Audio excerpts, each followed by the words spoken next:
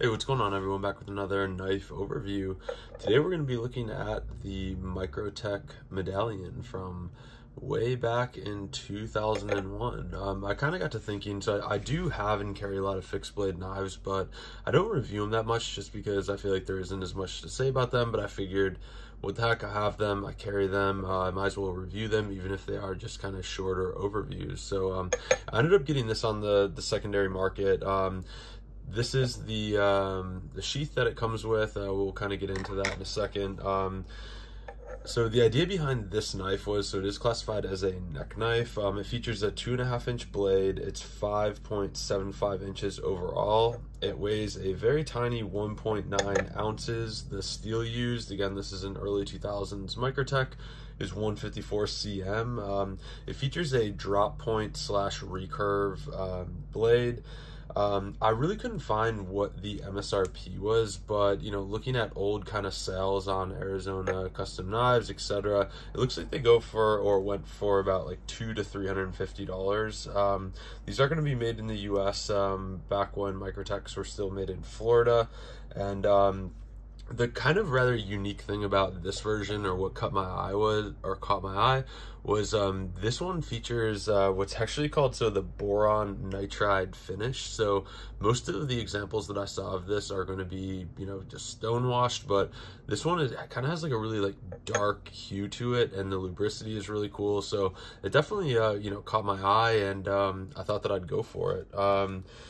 Before we get started, I will do a few size comparisons because I think that'll kind of shed some light on just how small this knife is. But here's the Microtech Medallion as compared to a Spyderco Shaman. Looks like that. And I also brought out a Benchmade Bug Out. Looks like that.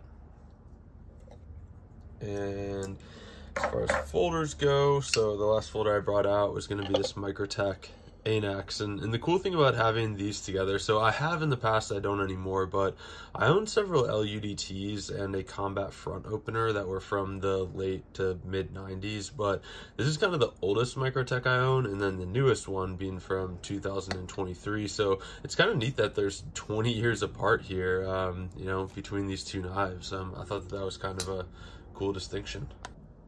All right, so jumping right into my observations of this knife, as soon as I picked it up, besides, the size and just how small this thing is, I thought it was kind of a cool throwback, and it made me chuckle, the fact that, Microtech back in the day used to use the show side blade just as like a huge billboard. I mean, you have the model number, Microtech full logo, the date of manufacture, the type of steel, the copyright, as well as the serial number. So there's definitely a lot going on there.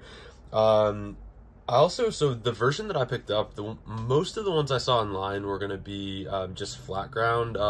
This one is partially serrated, which I'm not crazy about, but I think it's funny that they categorize it as partially serrated, since literally 70% of the knife is serrated. But it is what it is. This is the version that I got. Picking this thing up, the grip is definitely decent. So one of the critiques that I saw online was that people were saying without a lanyard on the end as like an index point, they could only fit 3 fingers. I can definitely fit 4. I do have large hands, but skinny fingers, but it's a very comfortable grip. And honestly, for the size, again, being a 2.5-inch blade, it's pretty comfortable to carry for sure.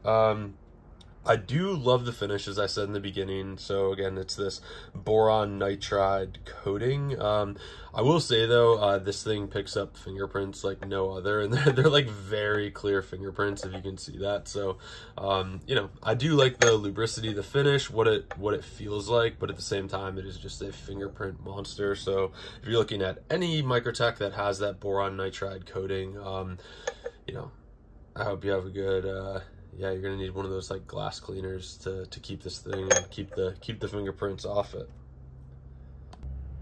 All right, the next observation that I had about the Microtech Medallion is going to be how this sheath works right here. So it kind of has like a safety feature to it that grabs the knife when it's in the sheath. I'm fairly certain that it catches on this kind of through hole fuller here, but when the knife goes in, if you pull straight out, it will not come out. You almost have to, so you use your thumb here and you kind of break the knife up as you draw it. So that was one of the things, like, reading online, I guess the original version of this, or when it came with the box, it did come with pretty clear instructions on how to deploy it, but I'll be honest with you, I sat there for about 15 seconds when I got this, and I was like, oh, cool, like, how do you get it out of there?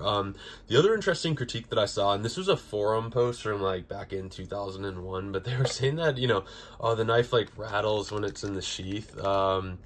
I don't know. I think they did a pretty good job of mating the sheath to the knife, given the fact that this is going to be a production blade. It's not like custom fit or anything like that.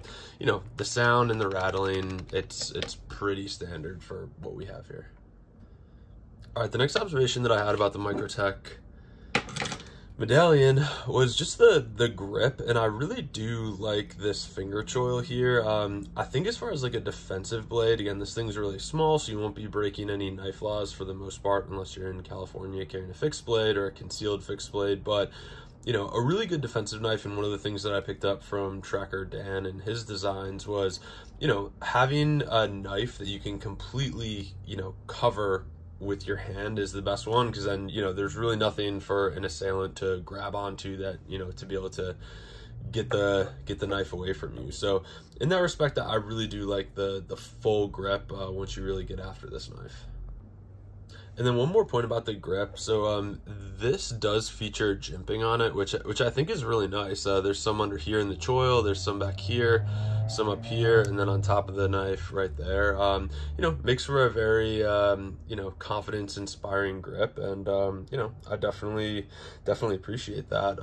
Also, on one of the forums that I read, I thought it was kind of interesting, because I do traditionally like this Chris Reed Professional Soldier. I have it paracord wrapped. That's another skeleton fixed blade. But I thought it was interesting. Guys were saying that they used to plastidip these, which I thought was kind of an interesting idea to kind of rubberize the grip. It's temporary. You can peel it off, cut it off with a razor blade, whatever. But that could be a cool option if you have a Microtech Medallion, you know, and you want to try that, but dipping it in plastidip. People seem to be pretty happy with it.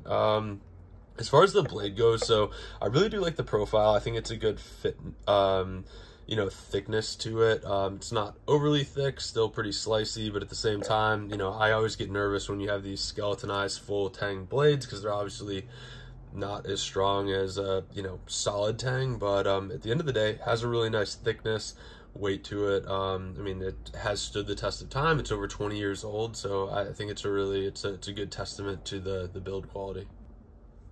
And that concludes my overview of the Microtech Medallion circa 2001. All in all, I think it's kind of a, you know, it's a cool little fixed blade knife if you can get one for a good price. It should be noted though that, I mean, as soon as this knife came out in 2001, people were already complaining about how pricey it was, but you know, it is a very tiny blade, but at the end of the day, you know, a little knife is better than no knife. And, you know, just between the design and definitely this black boron nitride finish, this is a blade that's worth checking out if you can find one on the secondary market.